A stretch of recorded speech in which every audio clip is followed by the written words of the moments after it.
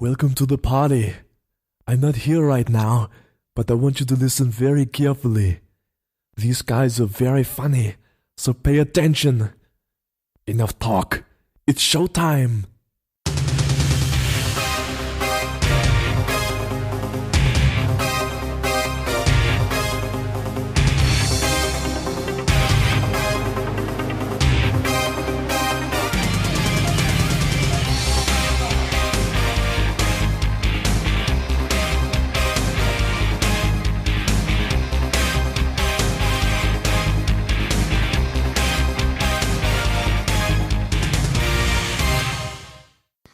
Hello and welcome to Bags of Action. My name's Steve, my co-host is Pete. Hello. This episode we are talking about the 2014 film Kingsman, The Secret Service.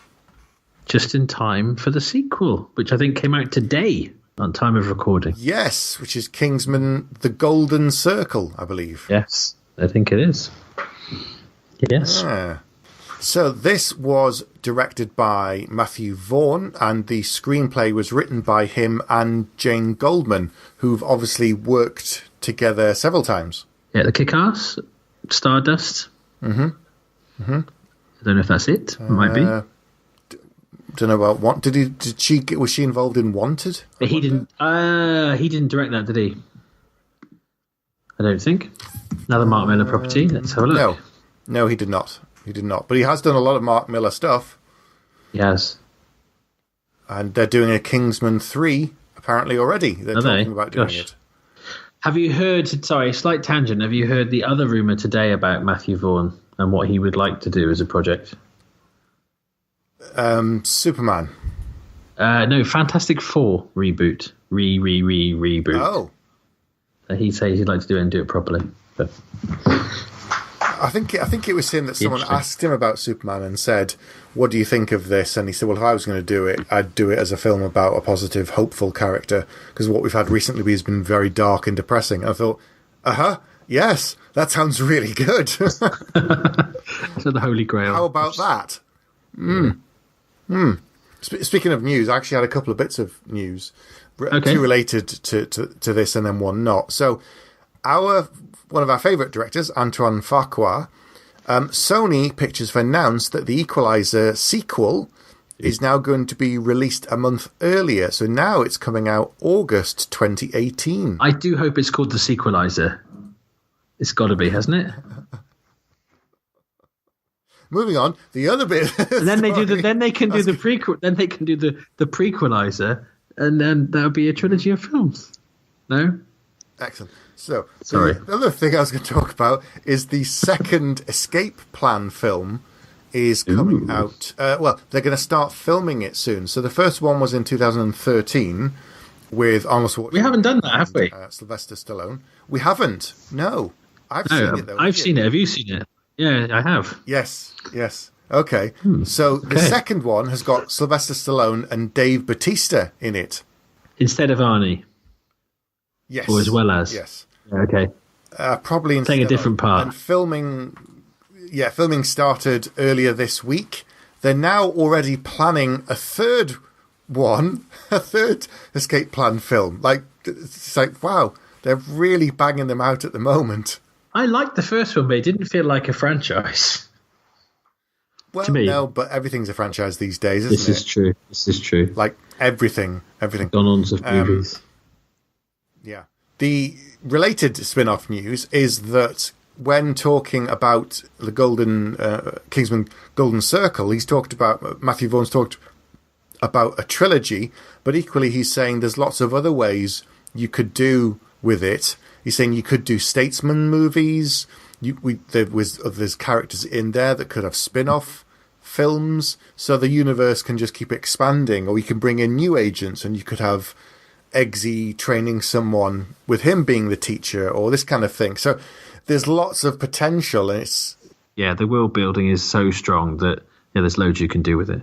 So had you read the comic series before seeing or after, or not during? That would be crazy. Have you read it before or after having seen the film? I think I've read some of it, but I can't remember reading all of it. And also, I'm sure the stuff that happens in the film doesn't happen in the comic. There must be some stuff. There's quite a lot that's different. The one thing I remember, and I guess we're kind of jumping ahead, is that Mark Hamill is in this, but in the comic, if I remember rightly, Mark Hamill, as in Mark Hamill is himself. It's himself, yeah, and has been kidnapped. Yeah. So I thought that was going to happen here, and it was going to be like a lookalike was the professor, and he was himself in it as well, but it wasn't that. Okay. Yeah. So the original. Should we talk a little? Yeah. Well, the original series was Mark Millar and Dave Gibbons book, and it was just called The Secret Service, wasn't it? The Kingsman was part of the premise, but it wasn't in the title before the film. It was just called The Secret Service. And I think they had a lot of problems with the title. I remember Mark Millar talking at the time saying they had to get permission from various people with the fact that they wanted to call it The Secret Service because of obviously the American Secret Service. Mm-hmm. So there was talk around it, whether it's copyrighted, and eventually they cleared it with the right people to say, yes, you can call it that. But for the films, they've stressed the Kingsman part first. Which makes sense. It makes it sound less generic as well, I think. Yeah. And it sounds more British as well, and given that it's focused initially on a British thing, that works. Yeah, and I guess story-wise, it's, well, they say it themselves, it's My Fair Lady. Action take on My Fair Lady. Yes, that's quite a funny bit in the film where Colin Firth is talking through all these things saying, pretty woman, this, that, the other. He's like, nah, not seen none of them, mate. Then he tells him what it is, and he goes, "Oh, like My Fair Lady." Yes, that's right. That's right. Yes, and you get the feeling that's almost when he's, Mark Millar's very good at high concepts, and you almost imagine he was like, right, okay, let's imagine Roger Moore era Bond meets My Fair Lady. Well, that's why I put in one of my notes here. This is like Roger Moore Bond crossed with Attack the Block. Because at the beginning it's very urban. Eggsy's from a very working class background. He lives in a small flat with his mother. She's a widower. Actually, we should probably talk about the very beginning and how it kind of affects the rest of the film. Do you want to? Well, yeah. Even before that, though, what I'd like to say is that I've never known a film tell you the tone so quickly, because the title of the film bounces out of an explosion towards camera. True. So basically, it just goes, "This is not the most serious film you're ever going to see," within seconds.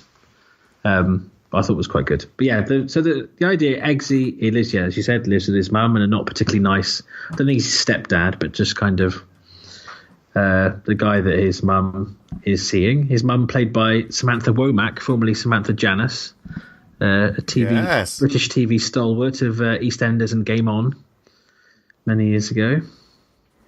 I remember that. I used to love that show. I used to love that show too. And another episode, no new podcast. And the opening premise is that I can't remember all the code names, but they've all got Knights of the Round Table names, haven't they? Mm-hmm. Yeah, so basically Eggsy's father was killed on his first mission, I think, having graduated as a Kingsman, and then he's given what does he give him? I can't remember. This is terrible. It's only been like 2 days. What does he give him when he's a child? Because it starts off with a bit like... the medal. Yeah, it's a bit like the watch scene in Pulp Fiction. Yes. Yeah. So he gives him a medal and it gives the mum a number to call and a sentence to say if they ever need help. And then it kind of fast forwards to Eggsy as a scallywag teenager. A young scamp who's a bit of a lad with some of his mates. Who's very good at reversing. Very good at reversing. And doing donuts and cars. Mm. I like the fact that they kind of introduce him one way and they sort of say he's just a bit of a scamp, as you said. He hasn't got a job, he hangs out with his mates, he steals a car, he gets in trouble, and all this kind of thing. They kind of lead you in a false sense of security or leave you down the wrong path on purpose to make you think that that's all he is.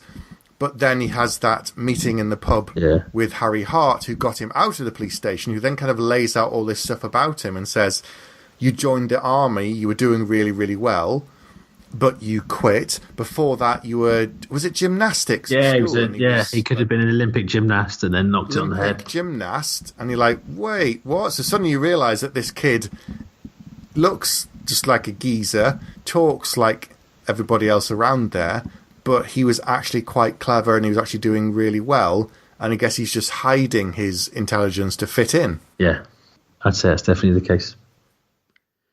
And it's a great cast. I mean, it is like a British who's who. Now that there are no Harry Potter, there is still a Harry Potter film, but there weren't any Harry Potter films for some time, so the British actors had to do something else. So Colin Firth, I think, is amazing. Jack Davenport isn't in it for very long, but he's super suave and very Bond when he's in it. Yes. Samuel Jackson, probably my least favourite part of the film, but we'll come back to that. Michael Caine being Michael Caine, which is great as always. And yeah, this isn't is it Taron Egerton? Is that how you say his name? Yes. Yeah. Who I still keep thinking, is he definitely the Eddie the Eagle guy? Because he doesn't look anything like he did as Eddie the Eagle. He is. I know it is. I know it's him. Same director. And Mark Strong. And for once, Mark Strong is not playing the bad guy. Which, did you find all the way through you're waiting for him to reveal he's a bad guy? And then you go, oh no, Mark Strong can play other characters. He was brilliant in this. Have you not seen Grimsby or The Brothers Grimm, whatever it's called? No, I haven't. He's not the bad guy in that. Okay. Yeah. But yes, you're right. Normally he is the villain. He's normally just the guy that...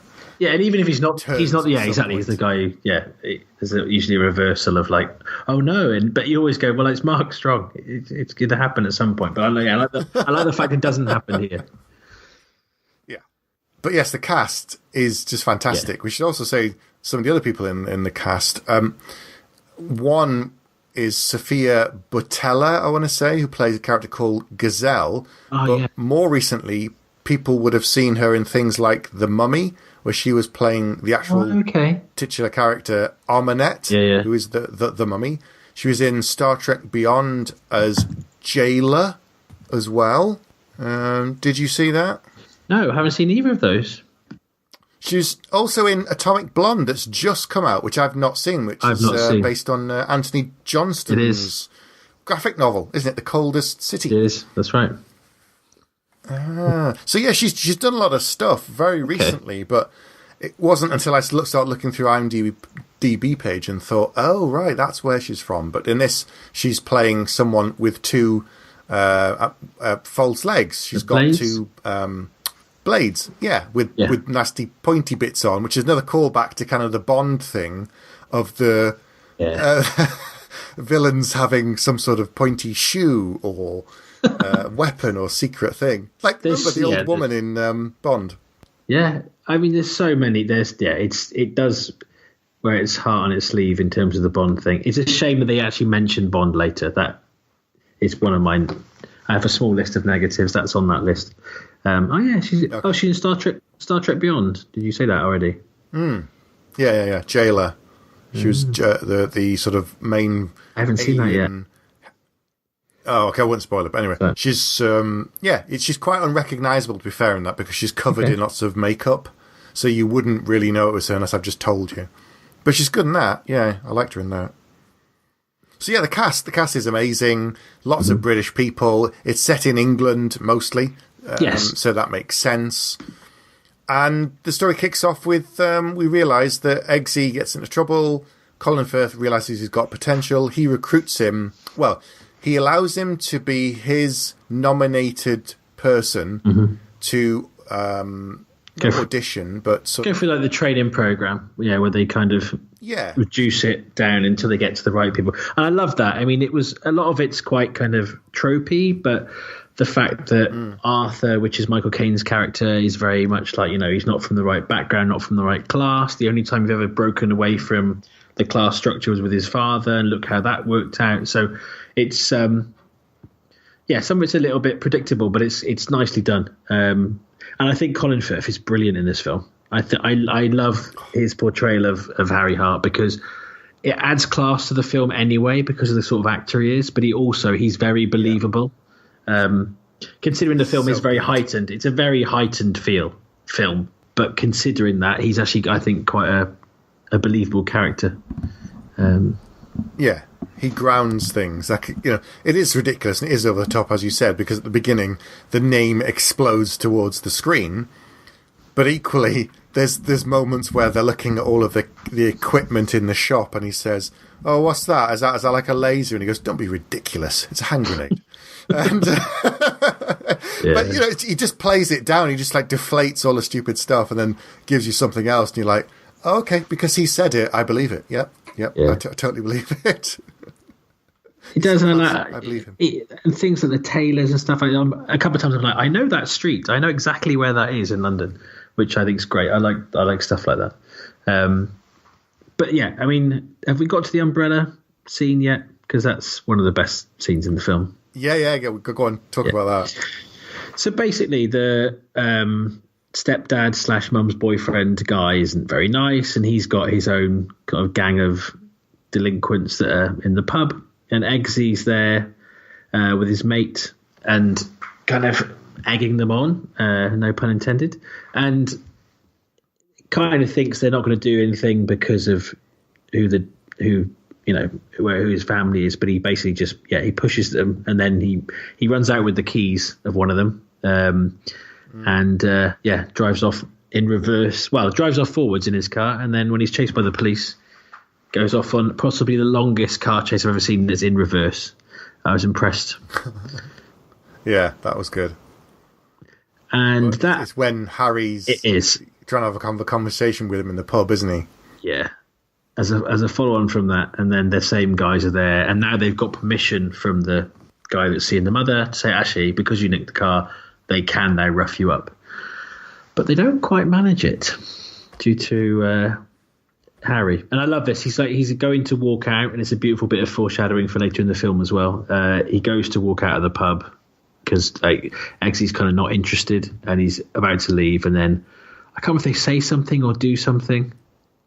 What is it? They say something. They sort of say, "Oh, if you want to find another rent boy, go down so and so street," and that's what they say. And that's when he locks the doors. He locks the door and turns around. Yeah. I didn't think I could ever be intimidated by Colin Firth, but I can now. Manners maketh the man. Yeah. And then kicks a Guinness in his face.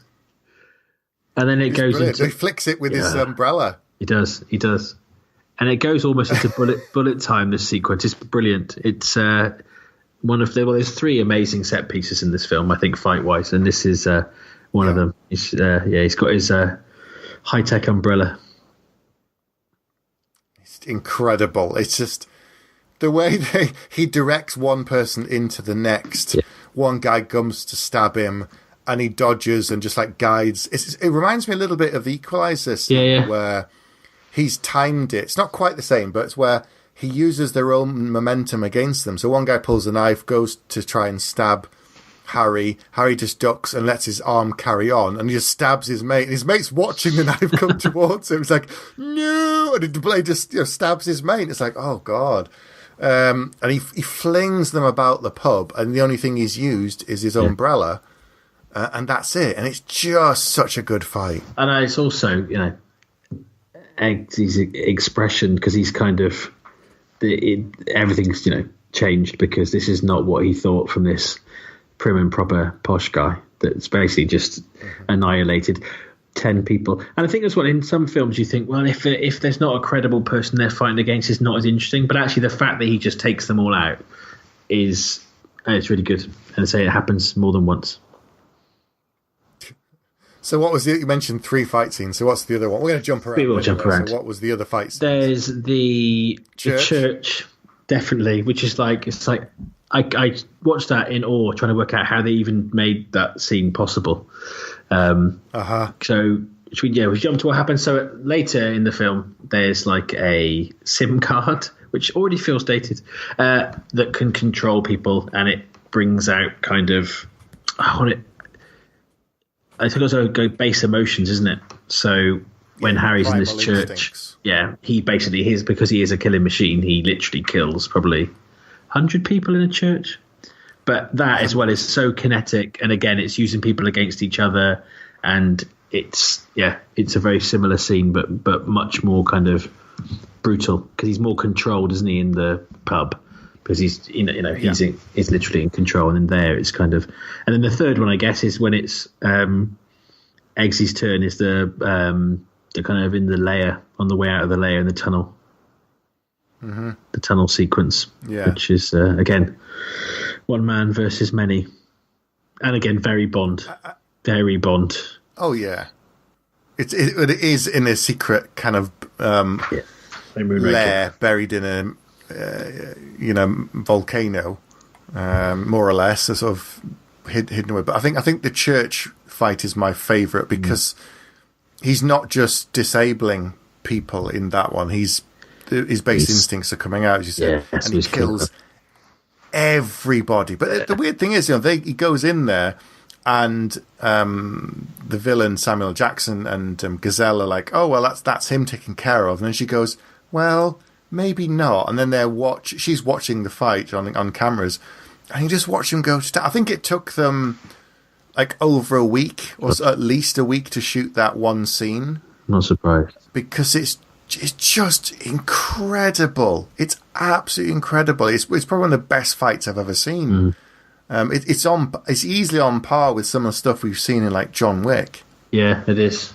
And again, sometimes that kind of stylized and heightened thing can take the impact away from a fight because it feels so artificial. But these fights have got that great balance. It's very modern and in the way it's done, but at the same time, you do get the sense that everyone's in a lot of pain. And I like the fact that he ends with the preacher. I think he doesn't he stab him with his own crucifix, and that's like the last person he kills in the church. He does. It's just all these little nods all the way through. That's good. Incredible. And I think I think we both like a good training montage or a training sequence. In this, you just get the whole like an academy kind of feel is really well done as well. Again, admittedly, it's very much we're the posh guys, but it does play out really well, I think, in terms of he looks at things slightly differently than everybody else, and that's his biggest strength. Yeah, like even at the beginning, their first test, when the room gets filled with water, they like one of them shouts something. I'm not even sure what he even shouts still, but they know to go and put the pipe down the back of the U-bend, and then they've got an infinite supply of air and blah blah, and he doesn't even know that because he doesn't know what they're saying, but he's the only one that actually tries to break out, and he's the one that saves them by breaking the glass, so he doesn't follow them, he's thinking independently. But it's weird because Merlin has said there's only one position, so you're all competing against each other, and yet he also says you all failed because one of the first people in that test drowned because they weren't looking out for her. So there's this weird kind of contradiction in a way that you should be selfish, but equally you need to look after everybody else. And maybe that's the biggest challenge. It's teamwork. Yeah, maybe that's the biggest challenge of it is it's a combination of the two things, I guess. It's a bit like being on The Apprentice, which is why he's in a taxi later. It's true. Yeah. Maybe that's what. Maybe Mark Miller was sat watching The Apprentice. Maybe wouldn't it be better if they all killed each other? Perhaps. Some of the tests that they get put through though are quite brutal. Yeah. So there's that one. There's one later where it looks like they're supposed to go and seduce this woman at the same time. And in fact, that's not what they're there to do. They get drugged, and then they have this kind of test of their loyalty.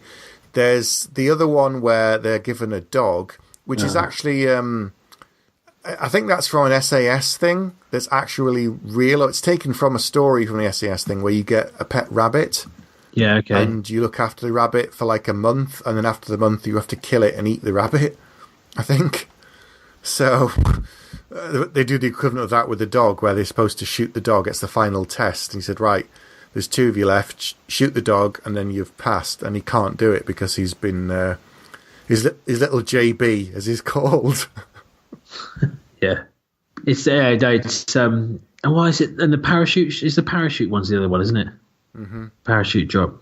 But he thinks they're doing one thing, and it turns out it's something completely different. I think says, every single time, really, it's not what they think, and they're deliberately making it seem more.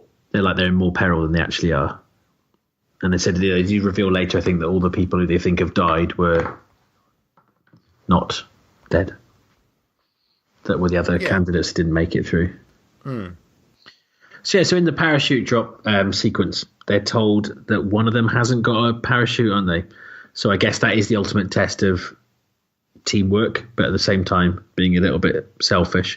But I like the fact of that is he's so keen to help the girl, but I really like the fact that's platonic as well.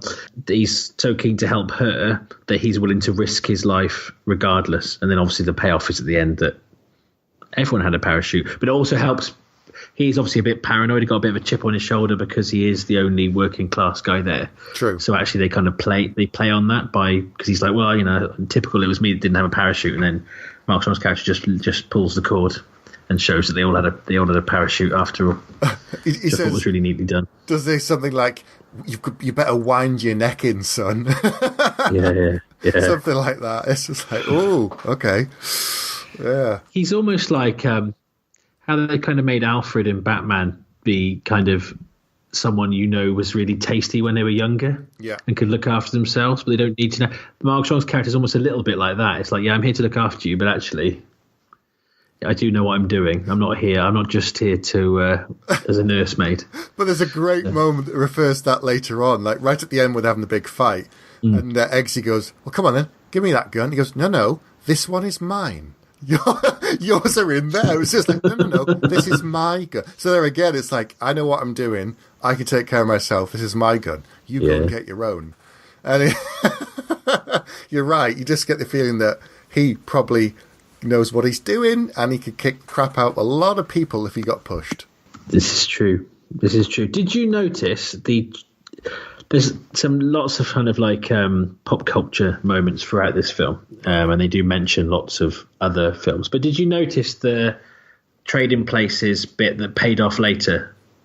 What was that bit? Because when he's listing the different when he's in the tailors and he's listing off the films, like you said, Pretty Woman, whatever, he mentions Trading Places, Eddie Murphy, Dan Aykroyd film, and he goes, I've never seen it, and then. Obviously, while the story's happening, at some point, Eggsy goes off and watches it, because later, when he puts his suit on, he says, how you doing? He says, feeling good, Lewis, which is the last line of Trading Places. Ah, nice. Which is the thing that Eddie Murphy, I think, says to Dan Aykroyd when he asks him how he's doing when they finally kind of defeated those who set them up. And he goes, feeling good, Lewis. Yeah. True. I didn't know. I was like, that is a beautiful thing that I didn't think that many people would notice. I know that line as well, and yet I didn't spot it in the film. But there's a lot of nods. There are, and I don't know about you, I found some of them were really, really clever and worked really well. There were other things I felt that were a little bit annoying. But I don't know if I want to go into that kind of stuff yet or not. Yeah, go on. Why not? So I have a real thing about films that mix reality and fiction, if you know what I mean. So they talk about Izzy Azalea. Not Azalea, that's a plant. I can't remember her name, but I'm going to sound like a really old man, but the Australian kind of rapper singer lady. They mention her as one of the famous people that's been kidnapped. Right. I think near the start. Okay. And there's a scene in the White House. So this is a few years ago, and it looks like it was supposed to be Obama. Yes. That he's talking to. And they mentioned the Queen and whatever. But I'm assuming that the Swedish princess and the Prime Minister are not the actual people. No, they're obviously actors. Yeah. So, but they're not playing even the real bits. To me, it's almost have these kind of moments where it's Obama, where it's just Izzy Azalea, still the wrong name, and and the Mark Hamill touch is nice. But when you combine that with but there's a fictional person that's a prime minister of another country, to me, the two things don't marry. I'd rather we're in the world where all the people exist, or none of them exist. Do you know what I mean? Yeah. I'd rather it was all made up people, or it was. But again, could be just a personal taste thing. Well, I don't even know who that Izzy Azalea, whoever that is. I couldn't tell you. So it's all fiction to me. Sure. Okay. Well, but Barack Obama's definitely Barack Obama. Oh, yeah, of course. He was the real one. Totally. Go on, then. What else didn't you like about it? And then we'll go on to some other stuff. Samuel Jackson's character annoyed the hell out of me. Yes. I just thought it was, I don't know, it was like the reverse Unbreakable in a way. And the lisp he was doing, I know it was deliberate, but that bugged me. I don't know. He felt quite out of. Even though the whole film is heightened, it's almost like a more serious version of Austin Powers in some ways, with more action. I don't know. He felt the only character didn't feel like he fitted in the film. Yeah, and they play up things like the fact. And I like Samuel Jackson. Yeah, I do. They play the fact like he doesn't like violence and he can't even watch it. He doesn't like blood, and they get some jokes out of that later when he can't watch what's going on in the church. When someone gets shot, he can't look, and he's nearly sick when he shoots somebody. They make fun of his own lisp because he says to Colin Firth at one point, "You people all talk so funny. I can't understand you." And it's like, yes, ha ha. So some of that was a bit kind of too on the nose for me. I thought it was just a little bit. The whole film's over the top, but that was pushing it a little too much for me. Just a little too much. But that, the final joke of the film, I thought was a little bit too far. But that's just me. But the rest of it, fine. And actually, what they did do well with Valentine is they made, even though what he's doing is terrible, there was, like most good villains, a bit like, it always makes me think of The Rock when I think of a villain that's got actually, there's a reason that you can kind of empathise with, even though you don't agree with what they're doing. Yeah. So they do that nicely, and the Bond touches. Although I wish they hadn't actually mentioned it, but the fact that they goes to gala dinner. Because the great thing in old Bond films, and actually I guess in the new ones too, is they always work out who he is really quickly. Yeah. But that becomes like a game of cat and mouse of like, and they both know who they really are, but they never say it out loud. True. But again, the fact they mentioned this is like an old Bond film, I just thought was really on the nose. But then he turns up at the tailor's basically to reveal that he knows where he is, and just the stuff like that I thought was really, again, very old school Bond, but I thought really well done. The other slight negative was, I don't know if you found this, when you find out that, again, spoilers, but if you've got this far, been spoiled already, spoilers. I think. When you find out that Arthur, Michael Caine's character, is in on it, then that's dealt with in the space of the same scene. Yeah. And it would have been nice for him to work it out, and then at least a couple of other things happened before he was dealt with. But that's a super, super nitpick. There was something in that scene that I quite liked, actually, because, it would have been nice to see him do more stuff with it. But all the way through the film, Michael Caine's been going on about class and how Eggsy doesn't fit and how he shouldn't, really be there and this, that, and the other. And he talks quite well spoken in the film. But when he realises what Eggsy's done, his accent drops. Becomes more like Eggsy, and he goes, "You fucking little maggot," something. It's just So we know where you actually came from. And it's like, you pretend to be all posh, but really, you're no different and no better than him. So that was quite a nice touch for all of the kind of pretense he's put on in the film. I think overall, I like seeing a British set film that's this big and confident. It's totally it's an unapologetic film. It is the film that it is. And I actually think, all Mark Millar's films are quite OTT, but they've usually got a bit of a heart to them. I mean, I really liked Kick-Ass. I didn't like Kick-Ass 2 at all. I don't know if you've seen Kick-Ass 2. Not the second one, no. I really struggled to get to the end of the second one. Wow. But what this has got, which I think the first Kick-Ass has got, is it is over the top, it is ridiculous, but it's got a heart to it underneath. And I think the central relationship between Harry and Eggsy, that kind of pseudo father-son thing, is the heart of the film, really, and makes you be fine with the crazy stuff that goes on. Yeah, because they all the way through they've already told you that it's an over-the-top film. They nod to Bond all the way through. They're not pretending, even to the point of where he's got a poison blade in his shoe, his own shoe. I like that though. When he goes impersonate a German so and so, and he starts to do this salute. He goes, no, click your heels together. And that's just like a direct lift from a Bond film. There's all of the objects that look like one thing that are something else: hand grenades and pens and watches and all that stuff. That he's even got a poison dart in his watch, and that's straight from a Roger Moore Bond film, I think. Yeah. Well, I think the new film has got a car that goes underwater, I believe, from the trailer I saw. Right, there you go. So it's like... Yeah, it's not... a comedy Bond for the 21st century in a way. Yeah. I think the fight with the female assassin at the end, that being the last person you have to fight, is very Bond as well. Yeah. I think, again, if they hadn't said Bond film out loud, then I would have just embraced that too, I think, and been happy to go along with it. The one bit I didn't like as well is when he talks about films a lot. Valentine does. And then right at the end, he says, "Is this where you say something funny?" And he goes, "No, it's not that kind of film, mate." And I said, "Hang on. So are you talking about someone making a film of your life? Or it's just like you've broken the fourth wall at that point?" Like, they never look to camera and wink, except for on two occasions. No, but they almost do. And those are the kind of moments I was like, if I'm trying to buy into this, I don't really want you winking to camera or talking about us being in a film. That's those are things like, I wish they hadn't done that. And I think, although it has to go even further to make the big end sequence, I think it possibly goes too far, too unbelievable. And also, I don't know about you, but as soon as, again, spoilers, as soon as Harry is killed, I think the whole film kind of lags without his presence. Personally, I don't know. I don't think it lagged without him. I think it seemed like it was going in one direction with the Eggsy's out, she's taking over, but then it all kind of goes pear-shaped, and he gets pulled back in. Really, and actually, Harry bringing him back in was great. Yeah, I love that bit.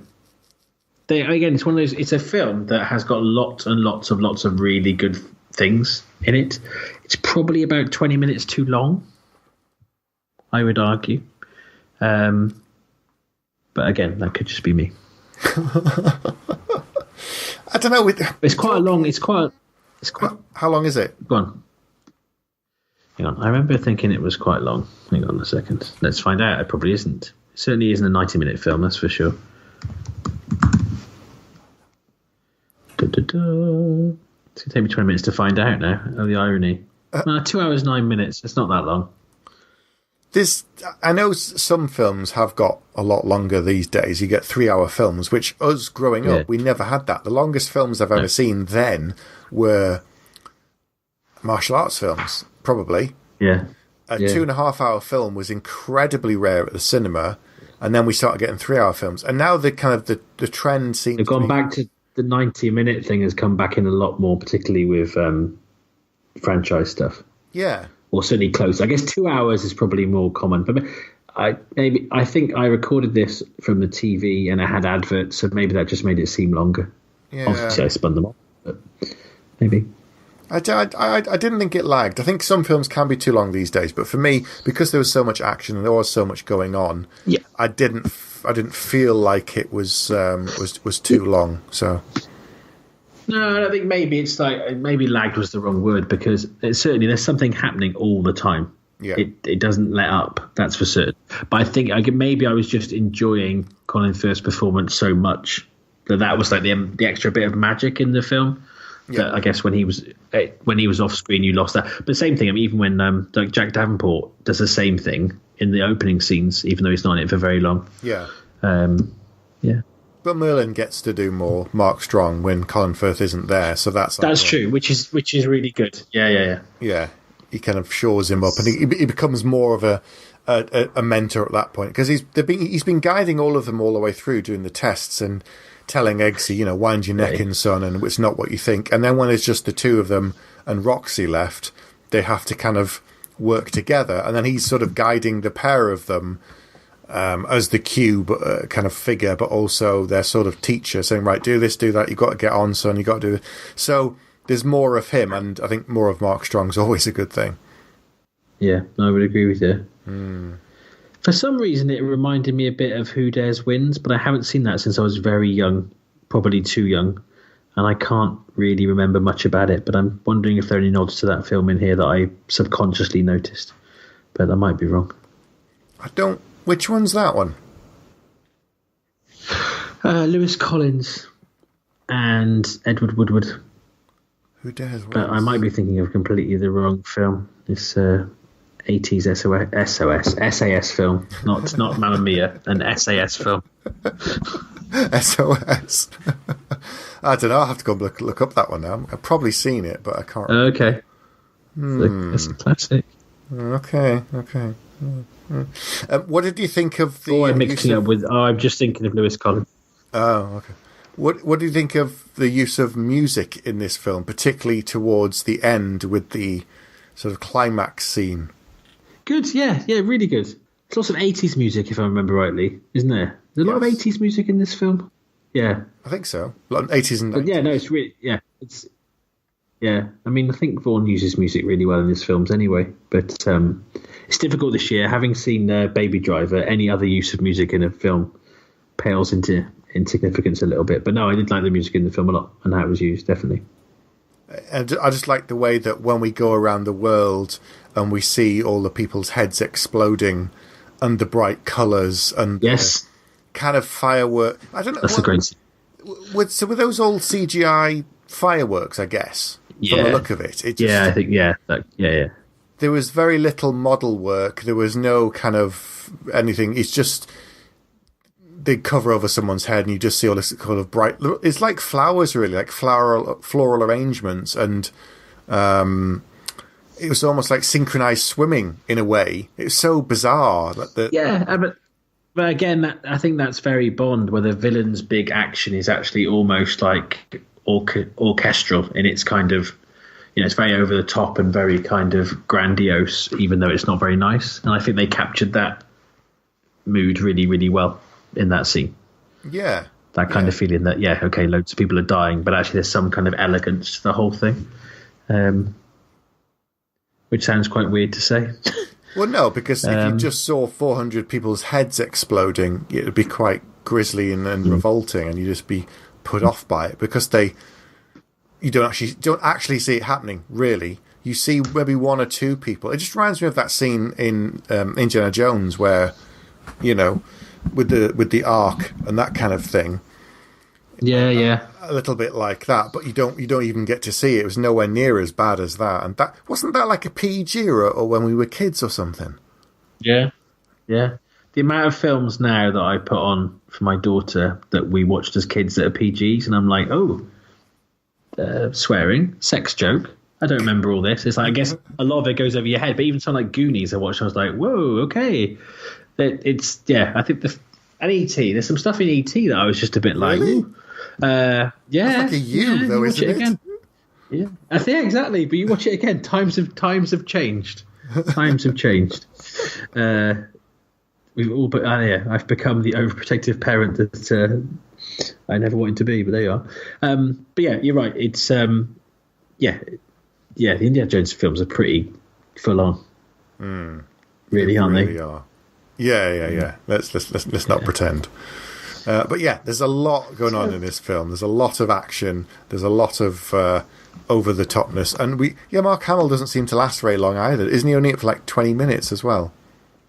Yeah, he's not in it very, very much at all. But I thought when they said, he can't have been kidnapped because he was back at the university, you were going to find out that one of them was Mark Hamill and one was the professor, but he was the professor. He's the first, I guess, he's the first time you find out about the chip, the implants, the neck implants. It's from him. Yeah.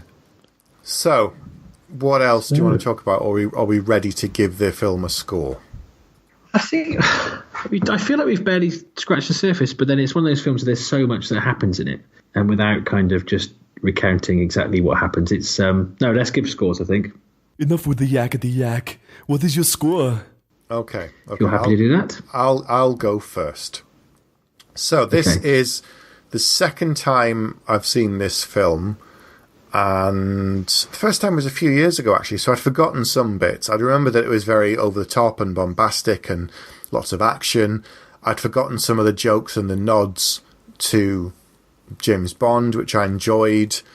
Some bits annoyed me then and still annoyed me now, which we've talked about with Samuel L. Jackson and stuff. But overall, I had a lot of fun watching it. I didn't think it was too long. The cast is absolutely fantastic. Some of them are so annoying, but they're meant to be annoying. Like all of the posh kids that are teasing Eggsy and making fun of him. Michael Caine was really good. They're playing up lots of things, not only with Bond, but to do with class and how you're raised and who you are and all this kind of thing. So there's stuff that's going on and you can scratch the surface and there's more things there if you really want to. But if you're just watching it as an action romp, then it doesn't really stop because there's a lot of martial arts, there's a lot of kind of gunplay, there's a lot of driving and cars and it's great set pieces, and the fight in the church, unbelievable. I've never seen anything like that before in a film. So for all of those reasons, I'm going to give it 4 bags. Nice. Okay. So I hadn't seen this before. As I say, I'd read the book, but I hadn't seen the film. It's one of those ones I just hadn't got around to watching. So thank you for picking it. Just give me an excuse to watch it. So yeah, I'm a big fan of action comedies, and I would say this in the overall picture kind of fits into that mold. I love the whole clash of culture stuff. Again, as I say, seeing a British film or a British set film that is so big and ballsy, I really, really liked. The fight scenes, particularly the 3 that we picked out, are immense. So I'm almost agreeing with you score-wise, but I guess that mentioning James Bond and the mixture of kind of real people and not real people, Samuel L. Jackson's character, the Swedish princess gag at the end, which I thought really didn't work and wasn't necessary, and a couple of other things that just didn't quite work for me, are why I would give it a very solid 3 bags. Okay. That's fair enough. I am denied between the two, really, because purely on the basis of action, it deserves more than that. But I guess I've just got to keep thinking back to other films, I guess, and other scores that I've given, and where does it fit in all the action films I've ever seen. And I think it's slap bang in the middle, which I think makes sense. Yeah. I'd remembered something else that annoyed me, but as I was saying it and giving the score, I forgot what it was, because that's the age I am at now. But maybe I'll remember later. Okay. Cool. So, have you seen Kingsman? Are you going to go and see the sequel that's out now in cinemas? Let us know. Get in touch with us, bagsofaction@gmail.com. Come onto the Facebook group and talk to us there, or you can follow us on Twitter. Don't forget to go onto geeksyndicate.co.uk to follow this podcast and all of the others in the network. And you can support this podcast and all of the others by going to patreon.com/Geek Syndicate. So, Pete, it's your choice for next month. It is my choice, and I ummed and ahed about choosing the sequel so that we'd both have to go outdoors, and I realised that would never do, so I changed my mind. But I don't know. Have we done a film? We have done a film and a sequel before. We did Expendables and Expendables 2, didn't we? But didn't do Expendables 3, if I remember rightly. So I'm going to suggest a film that I also haven't seen, and I'm annoyed with myself that I haven't seen, because I loved the first one, and the first one was one of the ones that we both gave a 5 to, I believe. Oh. And I'm going to propose John Wick Chapter 2. Ah, brilliant. I saw this very recently. Very, very recently. Okay. So I'm looking forward to seeing it again, actually. Now that, because whenever you watch a film the first time, especially like a high octane action film, you're just trying to soak it all in. There's so much going on. Yeah. And it's only on a second viewing that you can kind of slow it down in your brain and even pause the film and go, oh, yeah, okay, then carry on. So, yes, excellent. Okay, and they're already talking about the third one, and they might be doing like a TV show. So comics, I believe. Yes, comics are happening as we speak. They're already happening.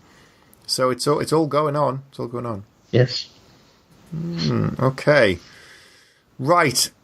That's it for September. We'll be back next month. We don't know how to sign off the show, so I'm just going to say good night, Pete. Good night, Stephen. You have been listening to Bags of Action. No bullshit. You'd better stick around for the next episode, because if you're lying, I'll be back.